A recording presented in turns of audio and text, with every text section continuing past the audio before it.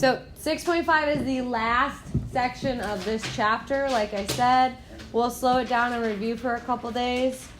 The test is scheduled to be Wednesday. I really cannot push it back any farther. So if we happen to miss a day between now and Wednesday, the test is still Wednesday, okay? We don't really have any wiggle room on that one. Wednesday is the test.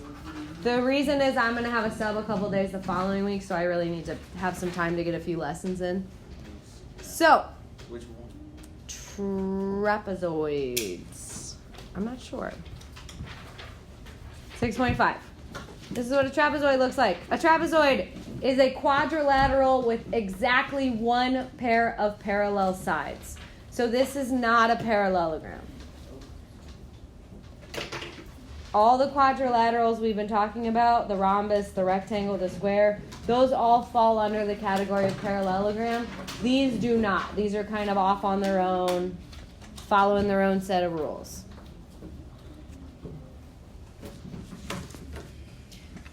There's a few special vocabulary terms that only apply to trapezoids. Here's one of them. It's base. The parallel sides are called the bases. So it's usually the top and the bottom, but you can draw a trapezoid on its side. So the two that are parallel, those are the bases. The two that are not parallel are called the legs. Oh, wait.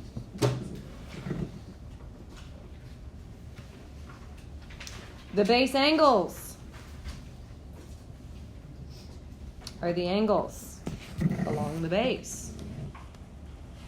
So those are a pair of base angles.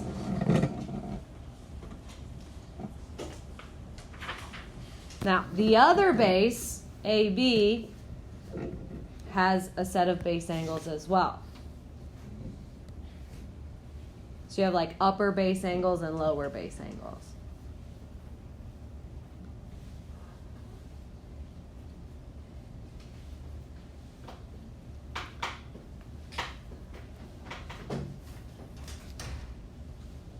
All right, this is real important.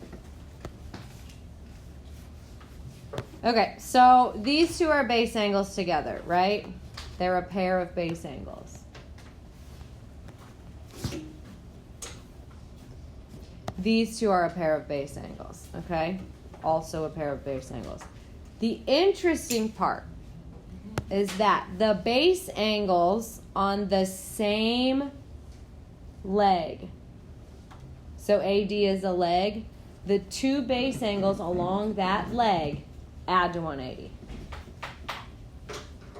The two base angles along the other leg also add to 180. It has to do with what we talked about with parallel lines and a transversal.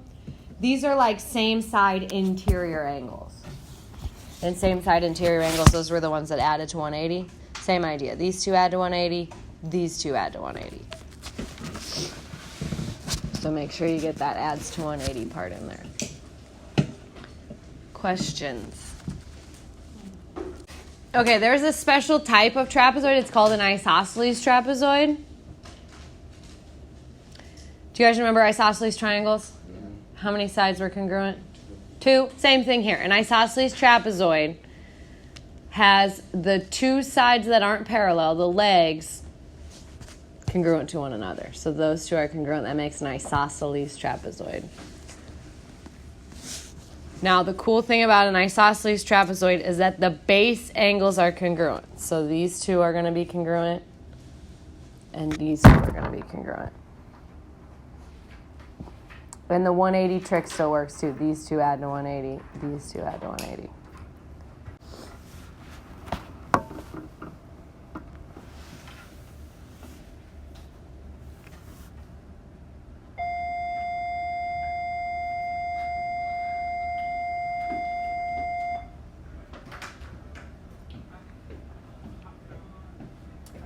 All right, let's jump into some examples. Find the missing measures of A, B, C, D if we have an isosceles trapezoid. So you even have room to write the angles, right? Okay, so what do I know about the base angles of an isosceles trapezoid? Angle 62. They're congruent. So if this one's 62, angle A is going to be 62. So you can either write it right on the trapezoid like I'm doing, or you can use your answer lines. You guys have answer lines in the notes? See those? Okay. Now, what do I know about these two? These add to 180. These add to 180. These are congruent. So all you have to do is 180 minus 62 once, and that gives you both angles. What's 180 minus 62? 118. So we get a 118 and a 118. And the reason is that the consecutive angles are supplementary. What are your questions? Are we done? No, we're not done.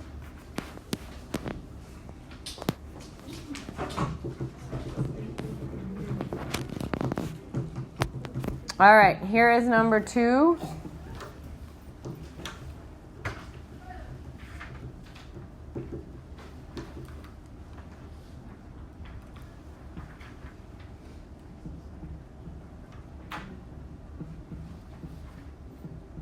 All right, once again, it is telling us in the directions that we're looking at an isosceles trapezoid. So what's the easiest angle to find? B. What is angle B? 79 degrees. They're base angles. Base angles are congruent. All right, how am I going to find the ones at the bottom? 180 minus 79. Yep, those are consecutive angles. They're supplementary. Once I find the measure of angle C, how do I find the measure of angle D? There's congruent. There you go.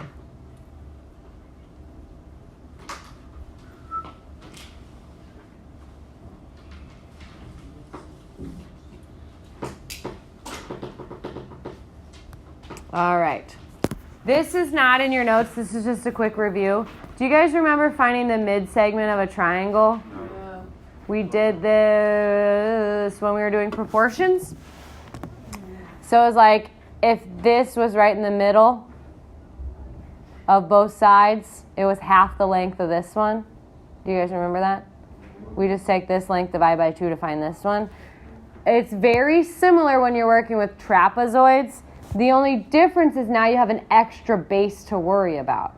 So you add the bases and divide by 2 to find the middle. So this is called the mid-segment of a trapezoid. So it's very, very similar to the mid-segment of a triangle where you just took the base and divided by 2. But now you got to add the bases and divide by 2. So multiplying by a half is the same thing as dividing by 2. Some people write it, I've seen it written like this, like base 1 plus base 2. It's a terrible place to write it. Some people write it like this. Base sub 1, so that's one of the bases, plus base sub 2, all over 2. That's just an alternate form of the same thing. What you're doing, these are both fancy ways of saying find the average of the 2. So the mid-segment is just the average of the 2 bases.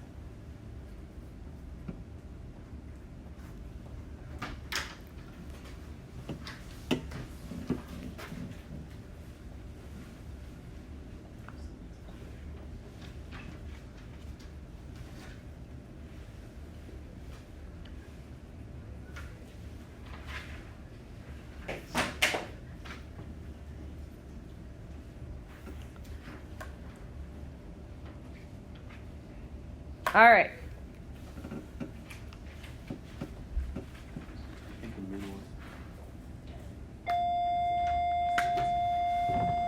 We are trying to find the length of the mid-segment. Again, you can tell it's the mid-segment because it's the midpoint of the 2 sides. It's also parallel to the bases.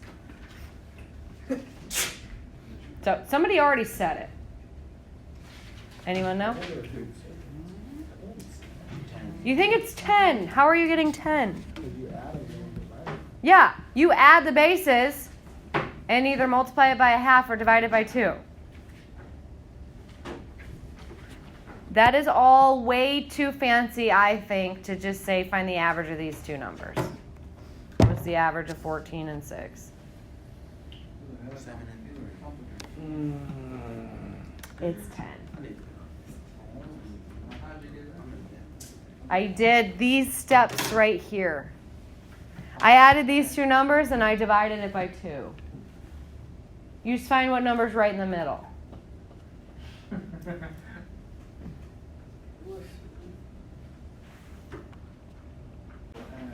So you add the bases.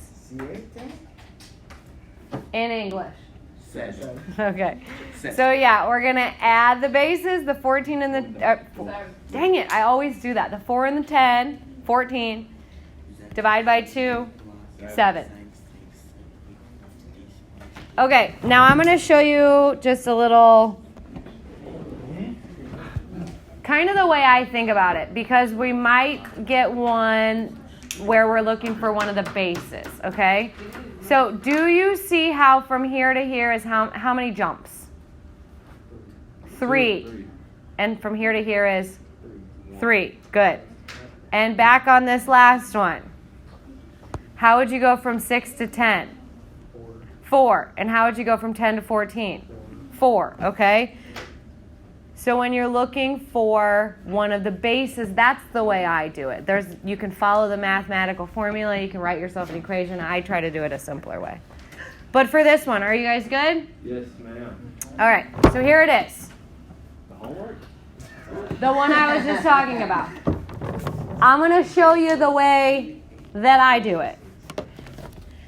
How would you get 38. from 20 to 18? You'd subtract 2. Subtract 2 again. 16. 16. I am just predicting that it's 16. Okay? But here's how you would do it using our formula. This is the mid segment. So it goes on this side of the equal sign. Then you just fill out your formula. Okay? This is one of the bases. This is the unknown. This involves more math than I think you need to do. Okay? So you can multiply both sides by 2 to get rid of the half. And then you subtract 20, and what do you end up with? 38. 16. It better be 16 because we already decided that the answer is 16, right? Okay. So I think it's a lot easier to say, oh, I'm 2 away. I should be 2 away again. Please knock it off. But if you love equations, which personally, I still do love equations, you can do it this way. If you want to go how many jumps, go for it. They get new All right. Don't. How would you make a 4 and 8? plus 4. Okay, plus 4 again. 8. 12. I predict that it's going to be 12. Here is the long, drawn-out formula to confirm. So the mid segment gets its own side of the equal sign. Then one of the bases goes in parentheses, add it to the other base, multiply by a half. Undo multiplying by a half by multiplying both sides by 2. Subtract the 4. Oh my gosh, it's 12. Okay? I prefer less work when possible. We done. We done. Any questions? No, throw this away. No. You have a test next week.